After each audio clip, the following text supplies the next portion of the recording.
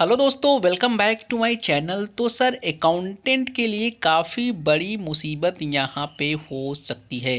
काफ़ी बड़ा अमेंडमेंट दोस्तों यहाँ पे सेक्शन 68 के अंदर इस बार की बजट में कर दी गई है, जहाँ पे अकाउंटेंट को काफ़ी बड़ा प्रॉब्लम यहाँ पे फेस करना पड़ सकता है। चलिए दोस्तों, जानते हैं सेक्शन 68 में किस प्रकार का अमेंडमेंट किया गया है। तो दोस्तों यहाँ पे पहले बात की गई है बिफोर प्रपोजल ऑफ अमेंडमेंट।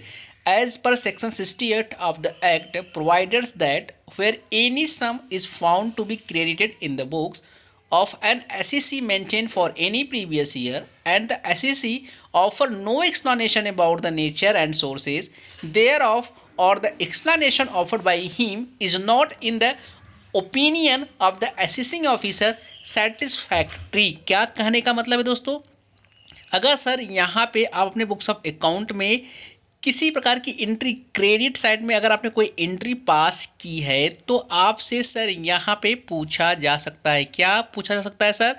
आपसे पूछा जाएगा उसका नेचर और उसका सोर्स। अगर आप अपने असेसिंग ऑफिसर को उसका नेचर एज वेल एज उसका सोर्स सही तरीके से एक्सप्लेन कर पाते हो, सही तरीके से बता पाते हो और आपका ऑफिसर यहाँ पे सेटिस्फाइड हो जाता है, तब तो दोस्तों बिल्कुल ठीक है। अदरवाइज सर यहाँ पे क्या होने वाला है, the sum so credited may be charged to income tax as the income of the SEC of that previous year। अगर आपने सही तरीके से एक्सप्लेन नहीं कर पाए, आपका असेसिंग ऑफिसर सेटिस्फाइड नहीं होता है, तो इस इनकम को यहाँ पे टैक्सेबल इनकम मान ली जाएगी इनकम टैक्स के अंदर, और उस पर यहाँ पे टैक्स लगा दिया जाएगा।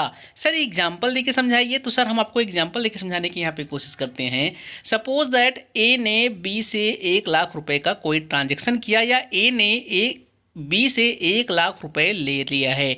तो दोस्तों यहाँ पे अगर ए ने बी से 1,00,000 रुपए ली है, तो इन दैट केस फ्रेंड ये ए को एक्सप्लेन करना पड़ेगा कि जो 1,00,000 रुपए ए ने बी से लिया है इसका नेचर क्या था और इसका सोर्स क्या है। मतलब बी ने जो 1,00,000 रुपए ए को दिया, यह पैसा कहाँ से लाया गया। हालांकि दोस्तों आप लोग को पता होगा, अभी तक अगर आप कैश में कोई ट्रांजेक्शन करते हो या कैश का पैसा रिसीव करते हो, तो यहाँ पे सिर्फ यही पूछा जाता था कि ये पैसा आपने किससे लिया। आप इजीली बता सकते थे सिर्फ बी से लिया, बट यहाँ पे अब आपको नेचर एज वेल एज इसका सोर्स भी स्पेसिफाइड बताना पड़ेगा। किसको? असेसिंग ऑफिसर्स को। और आपको ये जेन्युइन प्रूफ करना पड़ेगा, देन आप इससे बच सकते हो। तो डेफिनेटली काफ़ी बड़ा अमेंडमेंट यहाँ पे कर दिया गया है। एज वेल दोस्तों यहाँ पे देखिए एक अमेंडमेंट और है, proposal of amendments. It is proposed to amend the provision of section 68 of the act so as to provide that the nature and sources of any sum, whether in form of loan or borrowings, यहाँ पे sir loan और borrowings की भी बात की गई है।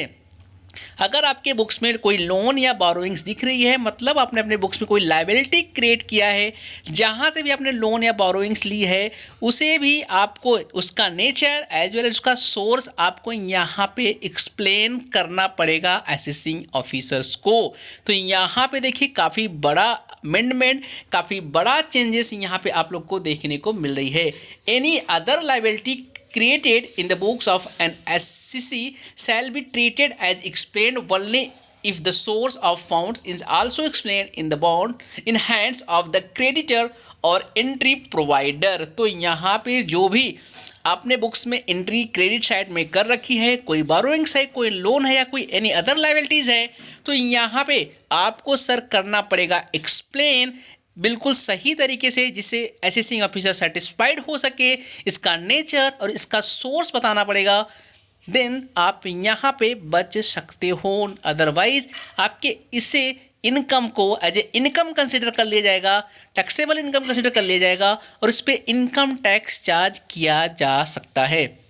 तो काफ़ी बड़ा चेंजेस यहाँ पे कर दी गई है। तो यहाँ पे अकाउंटेंट को डेफिनेटली कहीं ना कहीं काफ़ी सतर्कता के साथ में एंट्रियाँ यहाँ पे पास करनी होगी। तो आई होप दोस्तों आपको ये वीडियो अच्छी लगी होगी। चलिए मिलते हैं फिर नए वीडियो के साथ, तब तक के लिए जय हिंद जय Bharat. Thank you for watching.